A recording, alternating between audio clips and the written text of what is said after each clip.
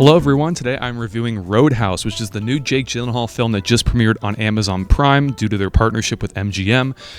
If you've been paying attention to any entertainment headlines recently, you might know that this has been making headlines recently. The director, Doug Liman's pretty upset with Amazon's handling of this film. They promised him apparently a theatrical release. Who knows if that's actually true or not, but apparently they just stuck it on streaming without actually consulting him, and he's pretty pissed about that, and rightfully so, pretty much. It premiered at South by Southwest like a week and a half ago. He threatened to kind of like not show up to the premiere and to boycott it, but then he showed up anyway, so I'm not really sure what that accomplished for him. But I do get the kind of struggle that's going on in the entertainment industry currently with streaming versus theatrical. Again, I'm a big proponent of the theatrical experience. I believe that movie theaters keep the art form of cinema alive, and they're some of the most important places to watch movies, and I think that you cannot get that experience anywhere else but the theater. So whenever like movies like this go straight to streaming, I'm always like, yeah, maybe it should have been a theatrical run. I'll give it a shot and maybe see if it deserved to be in theaters or not. There's been a fair few that I've watched on streaming that I've been like, man, that really belonged in theaters.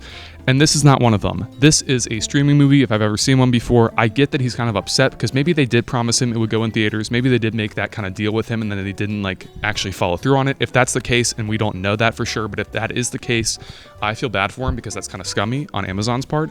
But if this is one of those things where he was like, I told them it belonged in theatrical, but like they thought it was on streaming and would do better on streaming, I kind of side with them because it's definitely a streaming movie quality wise, and that's not a knock on the film, of course. I think a lot of great streaming movies are out there, and I think this is kind of a strong one. But yeah, I don't think this could have played in theaters as well as it's doing on Amazon Prime. So I kind of side with them on this. Jake Gyllenhaal is incredible in this movie, as he always is. I'm a big fan of his work, and I think he's such a talented actor. And here, he gets to kind of just have fun. It's not a performance of his where he's like going all in dramatically. He's not trying to get awards here. He's just playing a part, and he's playing an action hero part. He's being like very heroic and action-packed in all the fight scenes. And he does a great job. I think he balances kind of the humor that's dark in this film and the action so well. I think he has a nice balance that kind of meets in the middle, and I think that he pulls it off really well. Billy Magnussen is also incredible as the antagonist. I'm a big fan of his. I've loved him since Game Night. I saw him in that movie and I was like, oh my gosh, he's so funny. He's so talented. I can't wait for him to get more work. And I'm glad he's getting more like bit parts like this where he can actually like do stuff that's funny and different and dark, because he really has a lot of talent comedically, and he also has a lot of talent like dramatically. And I think it kind of balances it here. His antagonist here is not meant to be taken seriously. He's the son of this wealthy business owner, and he kind of has this bratty attitude where he's like a frat guy. He thinks that he owns the world, and he's very like Gen Z kind of type humor, and he balances those. He can be menacing but also playful and fun, and I think that really kind of came across well for the character itself. Conor McGregor also is in this film because he's also a boxer, and again, the plot is a UFC fighter kind of like protects these bar owners from like thugs. He plays another antagonist type part in this. Right off the bat, whenever I see athletes or major sporting personalities in films, I'm always like nervous because you don't know how well they're going to do from an acting standpoint.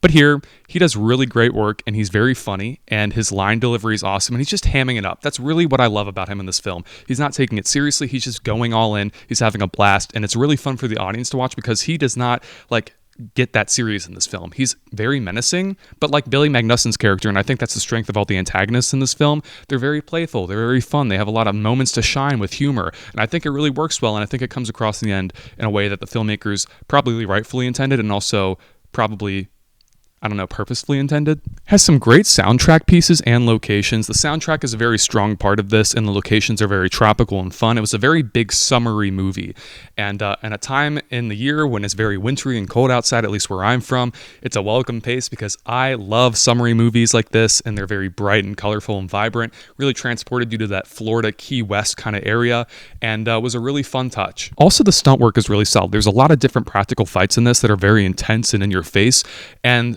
the stunts here are incredible. They are well choreographed, they're well put together, and they're well edited. I think that each action set piece in this is a very strong part of this film, and it's going to attract a lot of different moviegoers who are expecting that type of big dramatic action. At the end of the day, though, it just feels like a streaming movie in terms of quality. And I think that's where I currently stand with like the whole argument with this film in specific about the theatrical versus streaming deal that Amazon cut Doug. And I think that for me personally, it makes sense that it's on streaming. Not every movie has to be in theaters. That's okay. I recognize that, as much as it kind of sucks for most filmmakers because, again, studios might not tell directors ahead of time, hey, this is going to be on streaming. I think at the end of the day, it's going to do the best business on this platform. I don't think it would make as enough money or even get the amount of attention it's going to get from being on Amazon Prime. I think this is going to benefit it greatly. I think word of mouth and reactions are going to be strong with this one, and I think more and more people are going to check it out as the social media presence of this grows more and more. The effects work is definitely rough. There's a few scenes in this where the CGI is just noticeably bad. It's very cheap looking. It's very artificial looking. Also, I think the biggest problem I have with this film is the cinematography. It borders on low-key unwatchable in segments. This is a film that's very kinetic, very fast-paced, very, frantic. And I get that that's the intent, but the cinematography here is just so poor in quality compared to like what the movie is offering. It's one of those movies where there's not a single solitary shot, even when it's just people talking. There's no tripod shots in this. Every single shot is probably on like a Steadicam or a gimbal, and it's noticeable because you can feel the bob up and down. Because you know how when cameras are on gimbals or Steadicams, they're stationary, yes, but you can still kind of feel how the gimbal's moving and it's kind of jolting up and down. Every single shot of this is on a gimbal or a Steadicam, so even when it's just characters talking, and it could be like a tripod shot of just them sitting at a table, they're sitting at a table in the shot, but it's still bobbing up and down. And that constant movement and kind of like how they move the camera around was very dizzying and kind of nauseating at times. I felt like very out of place watching it. It just felt artificial and weird, and I don't think the cinematography choices here kind of worked to the benefit of the film. The movie is also very awkwardly drawn out. I lost interest probably an hour into this thing. It's a 2-hour and 3-minute long movie, and the first hour is boring, but then it kind of picks up. The ending set pieces are just generic action movie set pieces, nothing too special, but also not too generic that it kind of distracts from the movie as a whole. It's fine. It does its job. It's very fun, very fast-paced, as mentioned. But again, it's missing the kind of oomph that makes some action movies just kind of feel special. It doesn't do anything particularly bad, but it's not doing anything that you haven't seen before. The editing is also very choppy and separates scenes way too much, and I think it's kind of just distracting and in your face, and I think it kind of works to a negative aspect of this film. But overall, I think that this film is not trying to be anything different than generic action movies. I think this is a very serviceable movie, and I think that Jake Gyllenhaal, if you watch it just for his performance, and Conor McGregor and Billy Magnussen, and just some fun action set pieces at the end, I think you're going to have fun. I think the first act is a slog. I think you're going to have to like really commit to watching it to get all the way through to feel that like very good ending.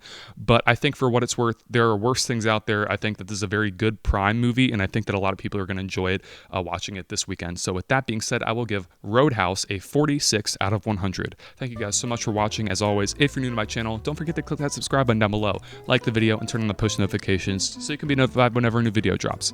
With that being said, this is Mitchell signing off. Peace out.